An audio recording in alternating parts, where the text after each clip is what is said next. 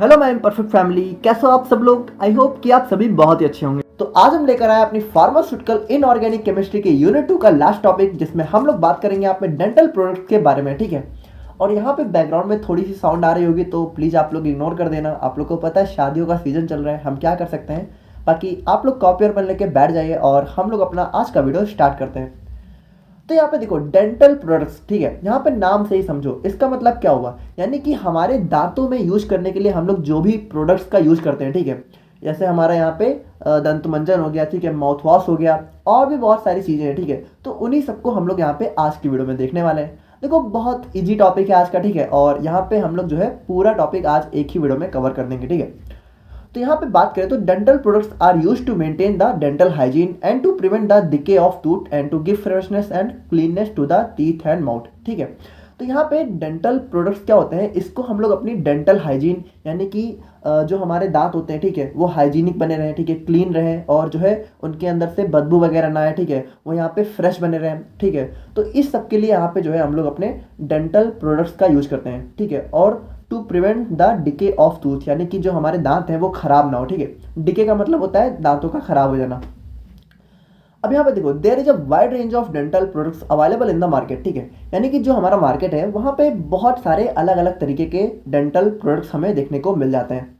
अब यहाँ पे देखो जो हमारा सिलेबस है उसमें बेसिकली हमें जो है 4 तरीके के डेंटल प्रोडक्ट्स को यहाँ पे पढ़ना है। ठीक है, जिसमें पहला है हमारा यहाँ पे एंटी कैरीज एजेंट। ठीक है, और ये हमारा सबसे ज़्यादा इंपॉर्टेंट है। बेसिकली इसी से हमारा जो है मेन क्वेश्चन आता है, और यही हमारा पिछले 3 सालों में हर बार पूछा गया है, तो इसको हम लोग जो है ज़्यादा डिटेल में पढ़ेंगे। बाकी दूसरा होता है हमारे यहाँ पे डेंटिफ्राइसेज। ठीक है, तो जो हमारे यहाँ पे टूथपेस्ट वगैरह होते हैं वो सब हमारे डेंटिफ्राइसेज में आ जाते हैं। और फिर होते हैं हमारे डिसेंसिटाइजिंग एजेंट, और फिर होते हैं हमारे यहाँ पे सीमेंट एंड फिलर्स। ठीक है, तो इन चारों को हम लोग यहाँ पे एक एक करके देखते हैं, बट उससे पहले हम लोग यहाँ पे थोड़ा सा दांतों का एक बेसिक स्ट्रक्चर देख लेते हैं। ठीक है, तो जो हमारा यहाँ पे दांत होता है यानी कि जो हमारा टूथ होता है, इसमें हमें बेसिकली यहाँ पे 3 लेयर्स देखने को मिलती हैं। अब देखो एक चीज आप लोग समझो, जैसे जब हम लोग यहाँ पे एक दांत की बात कर रहे हैं तो हम लोग बोलते हैं टूथ। ठीक है, और जब यहाँ पे हमारे पूरे दांतों की बात करते हैं तो उसको हम लोग क्या बोलते हैं, टीथ, यानी टूथ का प्लूरल होता है टीथ। अब मुझे पता है यार ये बहुत बेसिक सी बातें हैं और आप में से कई लोगों को पता होंगी, बट फिर भी बताना मेरा फर्ज है। ठीक है, अ tooth is mainly consist of 3 layers. ठीक है, तो जो हमारा दांत होता है इसके अंदर हमें बेसिकली 3 लेयर देखने को मिलती हैं। देखो होते और भी सारे पार्ट्स हैं, बट मेन यहाँ पे 3 पार्ट्स हमें देखने को मिलते हैं। तो सबसे पहला होता है हमारा यहाँ पे इनेमल। तो जो हमारे दांतों का सबसे ऊपर वाला पार्ट होता है ये होता है हमारा इनेमल। ठीक है, a white hard material covering the portion of teeth above the gum. ठीक है, यानी हमारे गम के ऊपर जो हमें दांत का पोर्शन दिखता है वो होता है हमारा इनेमल, और ये हमारे पूरे बॉडी का सबसे हार्डेस्ट पार्ट होता है। ठीक है, और उसके बाद आता है हमारे यहाँ पे डेंटाइन। तो ये क्या होता है, ये हमारे ये जो हमारा यहाँ पे दांत होता है, ठीक है, उसका यहाँ पे मिडिल पोर्शन होता है, और ये हमें दिखता नहीं है। ठीक है, हमारे दांतों का अंदर वाला पार्ट होता है, तो ये होता है हमारा डेंटाइन। तो ये जो आप लोग को यहाँ पे ग्रे कलर का एरिया दिख रहा है वो पूरा हमारा यहाँ पे डेंटाइन है। और उसके बाद आती है हमारे यहाँ पे सीमेंटम। तो सीमेंटम क्या होती है, देखो दांतों का जो हिस्सा हमारे यहाँ पे मसूड़ों के अंदर होता है, हमारे गम्स के अंदर होता है। देखो यहाँ से हमारे गम्स होते हैं। ठीक है, तो इसके अंदर का जो पार्ट होता है ये वाला पार्ट। ठीक है, तो यहाँ पे देखो इसके ऊपर आप लोग को एक लेयर दिख रही है, ये लेयर, तो इसी लेयर को हम लोग यहाँ पे बोलते हैं सीमेंटम। अब यहाँ पे देखो यहाँ पे ये हमारी होती है नर्व्स। ठीक है, तो और यहाँ पे हमारी ब्लड वेसल्स वगैरह भी हमें देखने को मिलती हैं। ठीक है, तो दांतों का एक बेसिक स्ट्रक्चर हम लोगों ने देख लिया। अब हम लोग यहाँ पे बात करते हैं आज के सबसे ज्यादा important topic anti carries agent के बारे में। अब यहाँ पे ध्यान से देखना, एंटी कैरीज यानी कि कैरीज के अपोजिट में वर्क करने वाले एजेंट। ठीक है, तो यहाँ पे एंटी कैरीज एजेंट को समझने से पहले हम लोग को समझना होगा कि कैरीज क्या होती है। तो ध्यान से देखना, dental caries is the medical term for tooth decay और कैविटी। तो कैविटी का नाम तो आप लोगों ने अक्सर सुन रखा होगा। ठीक है, कैविटी कैविटी, हमारे दांतों में कैविटी लग जाएगी। हमारे यहाँ पे जितने भी ऐड वगैरह होते हैं, ठीक है, कोलगेट वगैरह के, तो वो भी कैविटी का नाम लेते हैं। तो यहाँ पे देखो कैविटी क्या होती है, बेसिकली इसको आप कह सकते हो कि दांतों के अंदर सड़न हो जाना। ठीक है, तो यहाँ पे आप लोग को फिगर्स दिख रहे होंगे, जैसे हमारे दांतों के अंदर जब यहाँ पे हमारे दांत थोड़ा सड़ने लग जाते हैं, ठीक है, यहाँ पे उनके अंदर थोड़ा सा ब्लैकिश एरिया दिखने लगता है, तो वो सारी चीजें हमारे यहाँ पे डेंटल कैरीज के अंदर आ जाती हैं। अब यहाँ पे देखो सेकंड पॉइंट को आप लोग बहुत ध्यान से देखना, यहाँ पे हम लोग ये समझेंगे कि डेंटल कैरीज हो कैसे जाती हैं। तो डेंटल कैरीज और tooth decay is caused by acids, ठीक है, produced by the action of micro organism on carbohydrates. अब आप लोग ध्यान से सुनना, हम लोग जो खाना खाते हैं उसमें बेसिकली हमें 3 चीजें देखने को मिलती हैं। ठीक है, पहला होता है हमारा प्रोटीन, दूसरा होता है कार्बोहाइड्रेट, और थर्ड होता है हमारा फैट। तो जो लोग भी जिम वगैरह करते हैं उनको तो थोड़ा बेसिक नॉलेज होगी यहाँ पे प्रोटीन वगैरह के बारे में, ठीक है। कार्बोहाइड्रेट, प्रोटीन, फैट आप लोगों को तो बहुत ज़्यादा पता होगा। बट यहाँ पे देखो, जिनको नहीं पता है, आप लोग समझो कि जो भी हम लोग खाना खाते हैं उसके अंदर 3 ही चीज़ें होती हैं, प्रोटीन, कार्बोहाइड्रेट और फैट, है ना। तो यहाँ पे देखो, जो हमारा कार्बोहाइड्रेट होता है, ठीक है, तो वो क्या होता है कि जब वो हमारे यहाँ पे दांतों में जाके चिपक जाता है, ठीक है, जैसे हम लोग ने कोई खाना खाया और वो हमारे दांतों में जाके चिपक गया, तो जो हमारे यहाँ पे दांत होते हैं, ठीक है, उनके पास यहाँ पे बैक्टीरिया और माइक्रो ऑर्गेनिज्म वगैरह देखने को मिल जाते हैं। अब वो यहाँ पे करते क्या है, जैसे कोई हम लोगों ने खाना खाया, वो हमारे दांतों में जाके चिपक गया, ठीक है, तो वहाँ पे उस खाने के अंदर जो कार्बोहाइड्रेट वाला पार्ट है, ठीक है, तो ये जो माइक्रो ऑर्गेनिज्म है ना, ये यहाँ पे उससे जो है रिएक्शन करके यहाँ पे क्या करते हैं, एसिड को प्रोड्यूस कर देते हैं, ठीक है। यहाँ पे बेसिकली हमारा लैक्टिक एसिड होता है। तो ये एसिड क्या करता है, ये हमारे दांतों को धीरे धीरे गलाना शुरू कर देता है, ठीक है, और उसी की वजह से मेनली हमें यहाँ पे डेंटल कैरीज की प्रॉब्लम देखने को मिल जाती है, ठीक है। अब यहाँ पे देखो, जो हमारी डेंटल कैरीज है, इसको यहाँ पे डीकैल्सिफिकेशन ऑफ टूथ के नाम से भी हम लोग जान सकते हैं, ठीक है। डीकैल्सिफिकेशन मतलब क्या है, कैल्सिफिकेशन का यहाँ पे जो है खत्म होना। तो देखो, हमारे दांतों का जो मेन पार्ट है वो यहाँ पे कैल्शियम से मिलकर बना होता है। तो जब हमारे दांत यहाँ पे गलना चालू हो जाएंगे, ठीक है, यहाँ पे सड़ना चालू हो जाएंगे, तो क्या होगा, हमारे दांतों से कैल्शियम कम होना चालू हो जाएगा। तो उसी को हम लोग यहाँ पे बोलते हैं डीकैल्सिफिकेशन, ठीक है, यानी कैल्शियम का कम हो जाना। अब यहाँ पे देखो, इस फ्लोचार्ट की मदद से आप लोग बहुत आसानी से समझ सकते हो, ठीक है। जैसे हमारे दांतों के पास जो बैक्टीरिया या फिर माइक्रो ऑर्गेनिज्म रहते हैं, वो क्या करते हैं, जो हमारे कार्बोहाइड्रेट्स होते हैं उनको यहाँ पे एसिड में कन्वर्ट कर देते हैं, और उसके बाद ये क्या करता है, हमारे टूथ के अंदर डीकैल्सिफिकेशन काज कर देता है, और उसकी वजह से क्या होता है, हमें डेंटल कैरीज या फिर कैविटी की प्रॉब्लम देखने को मिल जाती है, ठीक है। तो आई होप कि आप लोग यहाँ पे डेंटल कैरीज को समझ गए होंगे। अब यहाँ पे देखो, जो हमारी डेंटल कैरीज है उसको हम लोग यहाँ पे अपनी ओरल और डेंटल हाइजीन को मेंटेन करके दूर रख सकते हैं, ठीक है। देखो, जैसे यहाँ पे हमेशा बोला जाता है ना कि 2 टाइम हमें ब्रश करना चाहिए। वो क्यों बोला जाता है, जैसे रात में जब आप लोग खाना खाते हो तो क्या होता है, वो अक्सर हमारे दांतों में चिपक जाता है। तो खाना खाने के बाद हमें ब्रश करने को इसीलिए बोला जाता है, ठीक है, क्योंकि यहाँ पे क्या है ना कि जैसे वो दांत में जब खाना चिपका रहेगा तो रात भर में क्या होगा, वो हमारे दांतों में चिपका रहेगा, और उसकी वजह से क्या होगा, जो बैक्टीरिया और माइक्रो ऑर्गेनिज्म है उनको अच्छा खासा टाइम मिल जाएगा, ठीक है, और वो यहाँ पे जो है उनके साथ रिएक्शन करके एसिड वगैरह कॉज कर देंगे। तो इसीलिए बोला जाता है कि दिन में जो है मतलब डेली जो है 2 टाइम ब्रश करना चाहिए। ऑल्दो मैं भी नहीं कर पाता हूँ, क्या किया जा सकता है यार, ठीक है। तो यहाँ पे देखो, जो एंटी कैरीज एजेंट है वो हमारे क्या होते हैं, वो हमारे स्पेशली ऐसे केमिकल कंपाउंड होते हैं जो कि हमारी डेंटल कैरीज की प्रॉब्लम को जो है दूर करने के लिए यूज किए जाते हैं। अब देखो, एंटी कैरीज यानी कि डेंटल कैरीज के अपोजिट में काम करने वाला, ठीक है। अब यहाँ पे आप लोग देखना ध्यान से कि currently fluoride is the main anti carries agent which is used in the treatment of dental carries. यानी आज की डेट में जो हमारी डेंटल कैरीज की प्रॉब्लम है उसको दूर करने के लिए हम लोग यहाँ पे मेनली फ्लोराइड का यूज करते हैं, ठीक है। फ्लोराइड हमारा बहुत ज़्यादा इंपॉर्टेंट कंपोनेंट होता है, ठीक है, एंटी कैरीज एजेंट में। अब यहाँ पे देखो, एग्जाम में लगभग हर साल ये क्वेश्चन आता है, ठीक है, role of fluoride in the treatment of dental caries, ठीक है। तो यहाँ पे इस चीज़ को आप लोग बहुत ही ध्यान से देखना। तो यहाँ पे जैसे कि फ्लोराइड हमारा जो है most commonly used anti carries agent होता है, ठीक है। अब यहाँ पे देखो, जो हमारा यहाँ पे फ्लोराइड होता है वो हमारी बॉडी के अंदर भी नेचुरली देखने को मिलता है, ठीक है, और उसके बाद यहाँ पे जो है ये वैरायटी ऑफ फूड्स में भी जो है स्मॉल अमाउंट में हमें देखने को मिल जाता है। अब यहाँ पे देखो, जो हमारा यहाँ पे फ्लोराइड होता है, ठीक है, उसका जब हम लोग यहाँ पे सॉल्ट या फिर सोल्यूशन फॉर्म जो है इंटरनली लेते हैं, ठीक है, कैसे भी ले सकते हैं, खा के, पी के, ठीक है, तो जैसे उसका सोल्यूशन भी आता है, टैबलेट भी आती हैं। तो जैसे हम लोगों ने फ्लोराइड को अंदर लिया तो वो क्या होता है, एब्जॉर्ब हो जाता है, और उसके बाद जो है हमारी बोन और डेवलपिंग टीथ में ट्रांसपोर्ट हो जाता है, ठीक है, और जो बचा हुआ अमाउंट है, ठीक है, जो यहाँ पे नहीं यूज हुआ है, वो हमारी किडनी के थ्रू यहाँ पे बाहर निकाल दिया जाता है, ठीक है, यूरिन के थ्रू। अब यहाँ पे देखो, जो हमारा डिपॉजिटेड फ्लोराइड होता है वो क्या करता है, वो हमारे जो है टीथ की सरफेस पे जाके जो हमारे यहाँ पे एसिड है, ठीक है, जैसे जो माइक्रो ऑर्गेनिज्म है अगर उन्होंने यहाँ पे एसिड बना दिया है, ठीक है, तो उसके एक्शन को यहाँ पे जो है प्रिवेंट करने का काम करता है। जैसे कि फ्लोराइड है, ठीक है, उसको हम लोगों ने अंदर लिया तो वो क्या हुआ, हमारे यहाँ पे दांतों के पास जाके जमा हो गया, ठीक है, डिपॉजिट हो गया।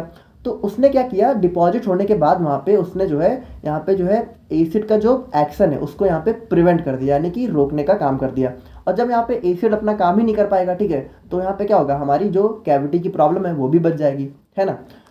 अब यहाँ पे देखो, एक चीज़ जो सबसे ज़्यादा इंपॉर्टेंट है कि जो हमारा फ्लोराइड है वो बहुत कम अमाउंट में ही लिया जाता है, ठीक है। जैसे कि अगर मान लो डेंटल कैरीज की प्रॉब्लम देखने को भी मिल रही है तो बहुत कम, ध्यान से देखना, 1 ppm, ppm मैंने आप लोग को बताया था पार्ट्स पर मिलियन, यानी 1 मिलियन में हमारा 1 पार्ट फ्लोराइड हो, ठीक है। इतना कम अमाउंट में हमें जो है फ्लोराइड लेना होता है, ठीक है, बहुत ज़्यादा इसको बिल्कुल भी नहीं लेना होता है। अगर हम लोगों ने यहाँ पे जो है 2 से 3 ppm भी ले लिया, ठीक है, तो यहाँ पे क्या होता है जो है हमें डेंटल फ्लोरोसिस की प्रॉब्लम को कॉज कर सकता है। अब डेंटल फ्लोरोसिस क्या होता है, जैसे कि दांतों पे आप लोगों ने कभी, मतलब आप लोग क्यों देखोगे, जैसे कुछ कुछ लोग के ऐसे हो जाते हैं ना, सफ़ेद सफ़ेद थोड़ा सा धब्बे टाइप के पड़ जाते हैं, जैसे आप लोग को यहाँ पे स्क्रीन पे दिख रहा होगा। अब देखो नॉर्मली देखो ये इतना बड़ी प्रॉब्लम नहीं है, लेकिन अगर ये सीवियर स्टेज में जाए, ठीक है, अगर इसका स्टेज 4 आ गया तो ये हमारे पूरे दांत को ख़त्म कर सकती है। तो यहाँ पे देखो फ्लोराइड जितना अच्छा है उतना ही बेकार भी है। अगर एक लिमिट में हो तो ठीक है, अगर लिमिट से ज़्यादा हो गया, ठीक है, तो बहुत ज़्यादा बेकार हो जाता है। देखो लिमिट से ज़्यादा तो कोई भी चीज़ अच्छी नहीं होती है, आप लोगों को पता ही है ना। अब यहाँ पे देखो यहाँ पे जो हमारा फ्लोराइड है उसको हम लोग यहाँ पे लेते कैसे हैं, ठीक है। तो यहाँ पे फ्लोराइड को हम लोग जो है 2 तरीके से ले सकते हैं, ठीक है, इंटरनली और टॉपिकली। तो इंटरनली का मतलब क्या है कि हम लोग अपनी बॉडी के अंदर लेंगे, ठीक है, यानी कि खा पी के, है ना। और टॉपिकली का मतलब क्या है कि जैसे जो हमारा दांत है उसके ऊपर हम लोग यहाँ पे हाथों से या फिर जो है सोल्यूशन अप्लाई करेंगे, ठीक है, अपने दांतों के ऊपर डायरेक्ट अप्लाई करना। तो ओरली की बात करें तो यहाँ पे इसको हम लोग यहाँ पे ड्रिंकिंग वाटर या फिर जूस के साथ भी ले सकते हैं 1 ppm पर डे के हिसाब से, ठीक है। और उसके बाद हमारी जो हमारा मार्केट है वहाँ पे सोडियम फ्लोराइड की टैबलेट भी देखने को मिलती हैं। अब देखो जो हमारा फ्लोराइड है इसको यहाँ पे डायरेक्टली तो लिया नहीं जाता है, इसको बेसिकली यहाँ पे सोडियम फ्लोराइड के फॉर्म में जो है हमें जो है मेनली दिया जाता है। तो सोडियम फ्लोराइड को हमें यहाँ पे अपने सिलेबस में पढ़ना है, तो उसको भी हम लोग अभी जो है आगे देख लेंगे, है ना। तो सोडियम फ्लोराइड जो टैबलेट है उसको भी हम लोग यहाँ पे 2.2 mg पर डे के हिसाब से ले सकते हैं। और बात करें यहाँ पे टॉपिकल एप्लीकेशन की, यानी कि अगर हम लोग जो है दांतों के ऊपर डायरेक्टली अप्लाई कर रहे हैं तो इसका यहाँ पे 2% सोल्यूशन जो है मार्केट में देखने को मिल जाता है। तो अब हम लोग यहाँ पे बात करते हैं अपने सोडियम फ्लोराइड के बारे में। अब देखो जैसे कि मान लो अगर एंटी कैरीज एजेंट आपसे पूछा गया तो आप लोग को पूरा लिख के आना है, ठीक है, हमारे पूरा डेंटल कैरीज को एक्सप्लेन करना है, फिर रोल ऑफ फ्लोराइड लिखना है और उसके बाद यहाँ पे सोडियम फ्लोराइड के बारे में भी लिखना है। और कभी कभी क्या है कि एग्जाम में डायरेक्ट आपसे सोडियम फ्लोराइड के बारे में पूछ लिया जाएगा, तो इसके बारे में हमें पढ़ना बहुत जरूरी हो जाता है, बहुत इंपॉर्टेंट क्वेश्चन है हमारा, ठीक है। देखो यहाँ पे डेंटल प्रोडक्ट्स में आप लोग और कुछ पढ़ो ना पढ़ो, पर ये वाला क्वेश्चन आप लोग जरूर पढ़ लेना, ठीक है, मैं बार बार बोल रहा हूँ। तो यहाँ पे जो हमारा सोडियम फ्लोराइड है इसका केमिकल फॉर्मूला होता है NaF, ठीक है, Na मतलब सोडियम, F मतलब फ्लोराइड। और मॉलिक्यूलर वेट की बात करें तो इसका होता है 41.99 ग्राम पर मोल। अब मेथड ऑफ प्रिपरेशन की बात करें तो इसको यहाँ पे देखो हम लोग बनाते कैसे हैं। It can be prepared bye neutralising hydrogen fluoride with sodium carbonate, यानी कि जो हमारे यहाँ पे HF यानी कि हाइड्रोजन फ्लोराइड होता है, ठीक है, उसको हम लोग यहाँ पे Na2CO3 यानी कि सोडियम कार्बोनेट के साथ जो है रिएक्ट करके अपने जो है 2NF यानी कि हमारा यह क्या होता है सोडियम फ्लोराइड को जो है फॉर्म कर सकते हैं, ठीक है। तो इस तरीके से भी हम लोग जो है सोडियम फ्लोराइड का यहाँ पे बना सकते हैं। और इसका यहाँ पे एक अल्टरनेटिव मेथड भी होता है, ठीक है, एक दूसरे तरीके से भी हम लोग बना सकते हैं, जैसे कि it can also be prepared by double decomposition of calcium fluoride with sodium carbonate where insoluble calcium carbonate can be removed by filtration, ठीक है। तो यहाँ पे देखो जो हमारा कैल्शियम फ्लोराइड होता है, ठीक है, जब हम लोग उसको यहाँ पे सोडियम कार्बोनेट के साथ रिएक्ट कराते हैं तो भी हमें जो है अपना सोडियम फ्लोराइड देखने को मिल जाता है। अब उसके बाद देखो यहाँ पे एक इनसॉल्युबल कैल्शियम कार्बोनेट भी फॉर्म होता है, तो इसको हम लोग यहाँ पे फिल्टर करके रिमूव कर सकते हैं, ठीक है। तो मेनली हमें यहाँ पे इन 2 तरीकों से सोडियम फ्लोराइड जो है देखने को मिल जाता है। अब इसकी प्रॉपर्टीज़ की बात करें तो ये यहाँ पे हमें जो है कलरलेस, ऑर्डरलेस क्रिस्टल और या फिर वाइट पाउडर के फॉर्म में देखने को मिल जाता है, ठीक है। तो यहाँ पे देखो हो सकता है कि ये कलरलेस हो या फिर हो सकता है यहाँ पे वाइट कलर का भी देखने को मिल सकता है। और ऑर्डरलेस का मतलब इसके अंदर कोई भी ऑर्डर यानी कि कोई भी सुगंध वगैरह नहीं होती है, ठीक है। और बात करें तो ये यहाँ पे हमारा वाटर में सॉल्युबल होता है लेकिन हमारा अल्कोहल में इनसॉल्युबल होता है, ठीक है। और इसका जो एक्वा सॉल्यूशन है वो हमारे जो है ऑर्डिनरी ग्लास बॉटल को यहाँ पे करोड कर देता है। अब यहाँ पे इसको आप लोग समझो, देखो करोड का मतलब ये भी नहीं होता है कि ग्लास को तोड़ देता है, लेकिन अगर जैसे हम लोग कोई नॉर्मल सा ग्लास है, ठीक है, और उसमें हम लोगों ने सोडियम फ्लोराइड का एक्वा सॉल्यूशन बना के रख दिया तो ग्लास ना थोड़ा सा कह सकते हो कि जैसे वो थोड़ा सा नष्ट हो जाता है, ठीक है, जैसे ग्लास खराब कर देता है पूरी तरीके से, है ना। तो हमारा सोल्यूशन भी खराब हो जाता है। तो इसके लिए यहाँ पे एक स्पेशल टाइप की डार्क पायरेक्स बॉटल आती है, ठीक है, तो उसमें हम लोग जो है इसको यहाँ पे स्टोर करने का या फिर रखने का काम करते हैं। अब यूजेज की बात करें तो यहाँ पे इसको हम लोग यहाँ पे मेनली तो डेंटल कैरीज में यूज करते हैं, है ना, हम लोगों ने उसी के अंदर हम लोग पढ़ रहे हैं। अब देखो उसके अलावा यहाँ पे इसको जो है इंसेक्टिसाइड के फॉर्म में भी यूज किया जाता है, ठीक है, यानी जो इंसेक्ट वगैरह होते हैं, ठीक है, तो उनको किल करने के लिए भी इसका यूज किया जाता है। और उसके बाद यहाँ पे जो है हमारी टूथपेस्ट यानी कि हमारे जो मंजन वगैरह होते हैं, ठीक है, उनको बनाने में भी इसका यूज किया जाता है।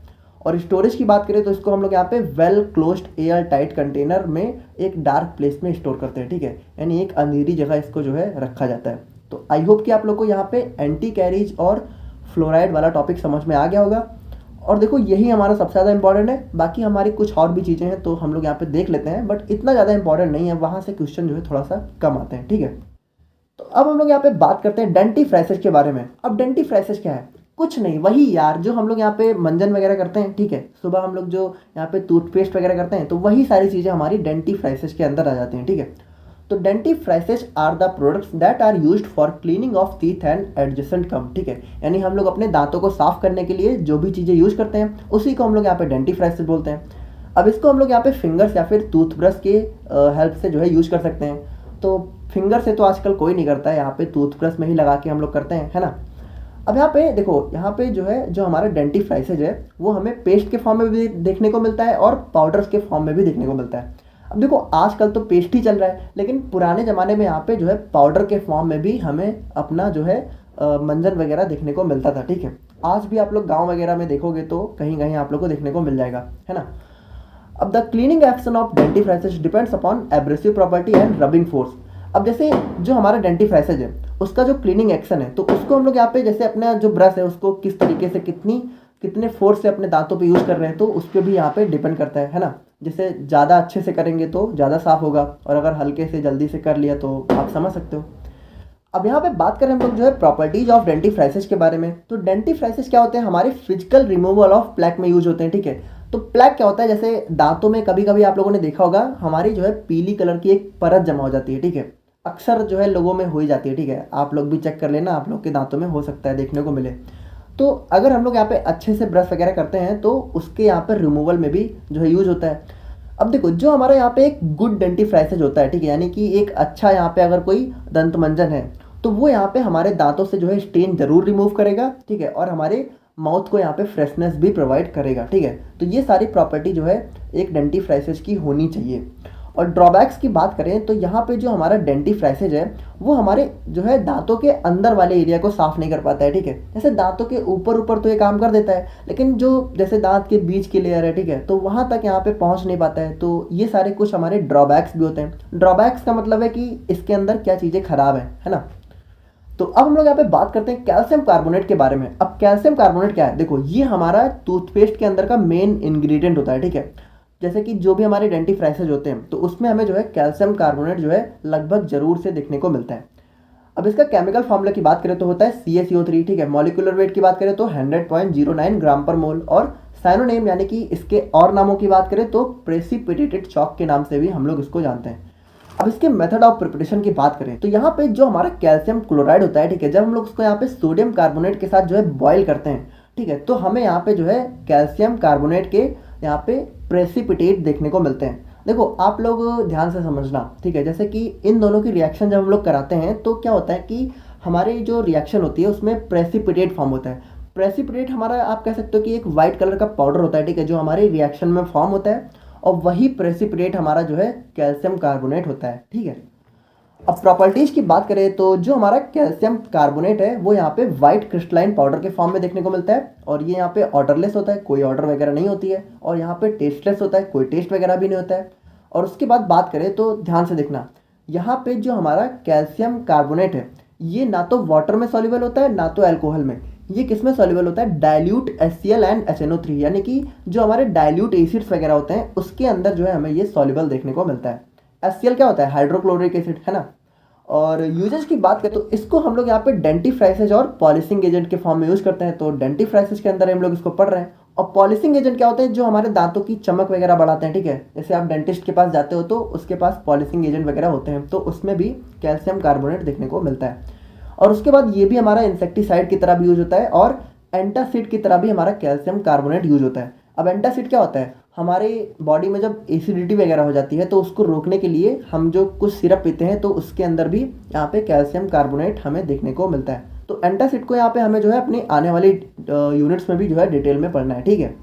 और अब हम लोग यहाँ पे बात करते हैं डीसेंसिटाइजर्स के बारे में। अब देखो डीसेंसिटाइजर्स, आप लोग को पता है सेंसिटिविटी का नाम तो आप लोगों ने जरूर सुन रखा होगा। यहाँ पे टीवी में अक्सर आप लोगों ने सेंसोडाइन वगैरह का जो है ऐड देखा होगा। तो वहाँ पे क्या बताते हैं? हमारे दांतों के अंदर जो झंझनाहट होती है, ठीक है, तो हो सकता है आप लोगों ने ना फेस किया हो, लेकिन क्या होता है कि जैसे कुछ लोगों को क्या होता है कि वो लोग अगर बहुत ठंडा पानी पीते हैं या फिर कुछ बहुत गर्म पीते हैं तो उनके दांतों में बहुत सी झंझनाहट देखने को मिलती है, ठीक है। तो उनको बहुत तकलीफ होती है, ठीक है, उनके दांत एकदम दर्द वगैरह करने लगते हैं। तो उसी को हम लोग यहाँ पे बोलते हैं सेंसिटिविटी। तो उस डेंटल सेंसिटिविटी को रोकने के लिए जो एजेंट यूज करते हैं उसी को हम लोग यहाँ बोलते हैं डीसेंसिटाइजर्स, है ना, सेंसिटाइजिंग को यहाँ पे रोकने वाला। तो जो हमारे टीथ हैं वो यूजली यहाँ पे जो है हीट और कोल्ड को लेके सेंसिटिव होते हैं, ठीक है। लेकिन यहाँ पे ड्यूरिंग टूथ डिके, यानी कि अगर हमारे दांत जो है खराब होना शुरू हो गए, ठीक है, तो उस टाइम यहाँ पे जो हमारा सेंसिटिवनेस है, ठीक है, दांतों का, वो यहाँ पे बहुत ज़्यादा बढ़ जाता है, ठीक है। अगर टूथ डिके की प्रॉब्लम हो रही है तो यहाँ पे क्या होगा कि अगर फिर आप लोग जो है कुछ ठंडा या गर्म खाओगे तो बहुत तेज़ लगेगा, ठीक है, बहुत तेज़। तो यहाँ पे जो हमारे डीसेंसिटाइजिंग एजेंट है वो क्या करते हैं, वो यहाँ पे जो है हमारे जो सेंसिटिव टीथ है उसके अंदर जो है पेन को कम कर देते हैं। जैसे कि जब सेंसिटिविटी होती है, झंझनाहट होती है, तो दर्द होता है, पेन होता है। तो जो डीसेंसिटाइजिंग एजेंट है वो यहाँ पे क्या करते हैं, हमारे दांतों की जो है सेंसिटिविटी को भी कम करते हैं और पेन को भी यहाँ पे कम कर देते हैं। और ये यहाँ पे क्या करते हैं, they act as local anaesthetics, ठीक है। एनेस्थेटिक क्या होता है, एनेस्थेटिक आप लोग कह सकते हो कि सुन्न करने वाली दवा, ठीक है। अक्सर आप लोगों ने सुन रखा होगा, क्या होता है कि ये दर्द को ख़त्म कर देती है। तो ये हमारे जो डीसेंसिटाइजर हैं वो यहाँ पे लोकल एनेस्थेटिक की तरह यूज काम करते हैं ना। और बात करें हम लोग जो है जिंक क्लोराइड की, तो ये हमारे जो है एक मेन डिसेंसिटाइजिंग एजेंट होता है। तो इसका केमिकल फॉर्मूला होता है ZnCl2, मॉलिक्यूलर वेट होता है 136.28 ग्राम पर मोल। और प्रिपरेशन की बात करें तो इसको हम लोग यहाँ पे जो है ग्रैन्युलेटेड जिंक और HCl की रिएक्शन से जो है फॉर्म कर सकते हैं, ठीक है। Zn+2HCl is equal to ZnCl2, जो कि हमारा क्या होता है, जिंक क्लोराइड। और प्रॉपर्टीज की बात करें तो ये यहाँ पे जो है हमें व्हाइट क्रिस्टलाइन पाउडर के फॉर्म में देखने को मिलता है, ये भी ऑर्डरलेस होता है। और ये यहाँ पे देखो, ये यहाँ पे वाटर और अल्कोहल दोनों में सॉल्युबल होता है। और यूजेज की बात करें तो इसको हम लोग यहाँ पे डिसेंसिटाइजर्स की तरह यूज करते हैं और एंटीसेप्टिक की तरह भी इसको यूज करते हैं और डेंटल फिलिंग्स में भी हम लोग इसको यूज करते हैं। अब डेंटल फिलिंग्स क्या होती है, तो ये हमारा लास्ट टॉपिक है, इसको भी हम लोग डिस्कस कर लेते हैं। तो अब हम लोग यहाँ पे बात करते हैं आज की वीडियो के लास्ट टॉपिक के बारे में, जो कि है हमारा सीमेंट एंड फिलर्स। अब देखो क्या है कि जो हमारे ये सारे टॉपिक्स हैं इनको बहुत डिटेल में मैं इसलिए नहीं पढ़ा रहा हूँ क्योंकि एग्जाम में बहुत कम पूछा जाता है, ठीक है। और अगर पूछा भी जाता है तो 2-3 नंबर में, तो उस हिसाब से यहाँ पे हमारा जो कंटेंट है वो सफिशियंट है, ठीक है। तो dental cement are use to temporarily cover and protect areas that have undergone operation in dental surgery. तो यहाँ पे आप लोग ध्यान से सुनना, जैसे कि जब भी हम लोग यहाँ पे दांतों की सर्जरी या ऑपरेशन वगैरह कराते हैं, ठीक है, तो जैसे जो दांतों के आसपास का एरिया होता है, मसूड़े होते हैं, टिश्यू होते हैं, ठीक है, तो उसको यहाँ पे प्रोटेक्ट करने के लिए, ठीक है, हम लोग जो है कुछ टेम्परेरी फिलर का यूज करते हैं। तो उसी को हम लोग यहाँ पे बोलते हैं डेंटल सीमेंट। यानी देखो ये यहाँ पे परमानेंट नहीं होता है, ठीक है, यानी कुछ टाइम के लिए यहाँ पे लगाया जाता है और उसके बाद जैसे ही वो एरिया यहाँ पे सही हो जाता है, ठीक है, यहाँ पे काम हमारा पूरा हो जाता है, इसको दोबारा से यहाँ पे रिमूव कर दिया जाता है। लेकिन देखो कभी कभी ऐसा भी होता है कि जैसे हमारे दांतों का कुछ हिस्सा है, ठीक है, तो अगर वो एकदम मतलब ख़त्म हो चुका है, ठीक है, उसके अंदर कुछ हो ही नहीं सकता, तो वहाँ पे कुछ फिलर्स का परमानेंट यूज भी किया जाता है, ठीक है। लेकिन वो एक अलग केस है, बाकी नॉर्मली इसको हम लोग जो है टेम्परेरी यूज में लेते हैं, ठीक है। The cementing material is applied as a paste which gets hardened and forms a protective layer, ठीक है। तो जो हमारा सीमेंटिंग मटेरियल होता है, जैसे कि जो भी प्रोडक्ट हम लोग जो है अपनी सीमेंट या फिर फिलर्स में यूज करते हैं, तो वो यहाँ पे एक पेस्ट के फॉर्म में पहले अप्लाई किया जाता है और धीरे धीरे क्या होता है, वो हार्ड हो जाता है, ठीक है, थोड़ा सा कड़ा हो जाता है और उसके बाद यहाँ पे एक प्रोटेक्टिव लेयर बना देता है, ठीक है, जिससे हमारा जो एरिया है वो यहाँ पे प्रोटेक्टेड रहता है, ठीक है, सुरक्षित रहता है। After healing of the area the cement can be remove by dentist, ठीक है। अब जैसे कि जो हमारा एरिया है जिसको हम लोगों ने यहाँ पे प्रोटेक्शन दिया था, जब वो यहाँ पे हील हो गया, ठीक है, जब वो यहाँ पे पूरी तरीके से सही हो गया, तो उसके बाद जो हमारी ये डेंटल सीमेंट है वो यहाँ पे डेंटिस्ट के द्वारा यहाँ पे रिमूव कर दी जाती है, यानी हमारा जो दांत है वो पहले जैसा हो जाता है। अब यहाँ पे देखो जो हमारा जिंक यूजेनॉल सीमेंट होता है, जिसको हम लोग यहाँ पे जिंक ऑक्साइड यूजेनॉल सीमेंट के नाम से भी जानते हैं, इसको हम लोग यहाँ पे मेनली सीमेंट एंड फिलर्स के अंदर यूज करते हैं, ठीक है। ये हमारी जो है डेंटिस्ट्री में लगभग 1890 से यूज किया जा रहा है, ठीक है। अब यहाँ पे इसको जो है सबसे बेस्ट सीमेंटिंग मटेरियल जो है कंसाइडर किया जाता है, ठीक है, क्योंकि इसकी कहना है कि इसकी स्ट्रेंथ जो है लो होती है। जैसे देखो हम लोग टेम्परेरी यूज में यूज कर रहे हैं, हमें परमानेंट तो चाहिए नहीं, तो हमें जो है थोड़ा सा लो स्ट्रेंथ वाला चाहिए ना, ज़्यादा भी स्ट्रेंथ ना हो, ठीक है, तो इसके लिए यहाँ पे ये बहुत ज़्यादा अच्छा होता है। और उसके बाद जो है हमारे जो और भी डेंटल सीमेंट्स होते हैं, तो उसमें सबसे लीस्ट इरिटेटिंग होता है, यानी कि ज़्यादा इरिटेशन वगैरह जो है कॉज नहीं करता है। अब इसके कंपोजिशन की बात करें तो इसके अंदर हमें जो है मेनली यूजेनॉल, ऑलिव ऑयल या फिर क्लोव ऑयल और जिंक ऑक्साइड जो है देखने को मिलता है।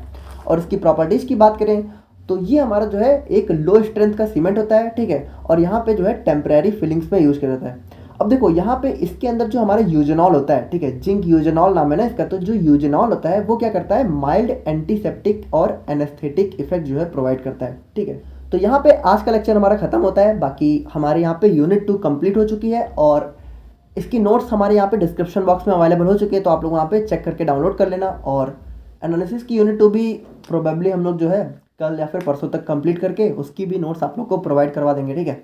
और बाकी अगर कोई डाउट है तो आप लोग कमेंट करके बताना और मिलते हैं नेक्स्ट वीडियो में। Thank you so much.